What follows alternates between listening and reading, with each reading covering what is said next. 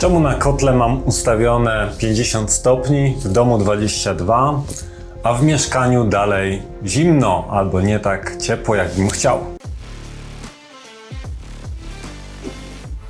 Witam Cię serdecznie na moim kanale. Ja nazywam się Marcin Boczulak i prowadzę firmę serwisową i montażową i zajmujemy się głównie urządzeniami firmy Wismar. A w dzisiejszej serii, którą zaczynamy dopiero co, pytanie do serwisanta, odpowiadamy na pytanie z komentarza, czemu się tak dzieje, że ja mam na kotle 50 stopni, w domu na sterowniku pokojowym mam 22 ustawione, a kocioł nie dogrzewa.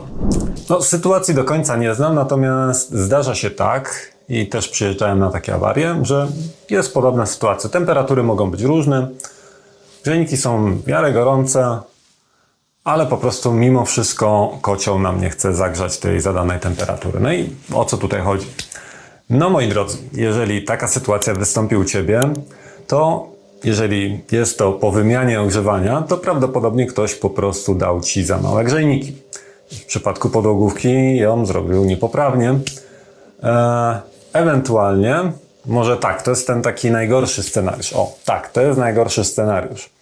Natomiast może być też tak, że ktoś, kto Ci mówił, ile masz ustawić na kotle, powiedział Ci za niską temperaturę. No i generalnie 50 stopni, przy takiej aurze jak jest teraz, czyli około 10 stopni, to powinno w każdym mieszkaniu czy też domu zagrzać. No jeżeli ktoś ma ustawione 50 stopni, na dworze jest 5-10 stopni i dalej ma chłodno, to faktycznie te grzejniki są dużo za małe i raczej będą tylko większe problemy. Natomiast jeżeli masz ustawione 45 i jest powiedzmy koło zera albo minusowa temperatura i na Twoim sterowniku jest faktycznie te 21-22 stopni i jest dalej zimno, no to ja sugeruję podnosić tą temperaturę o 5-10 stopni na kotle i wtedy po prostu będzie się ta temperatura w domu powinna się poprawić.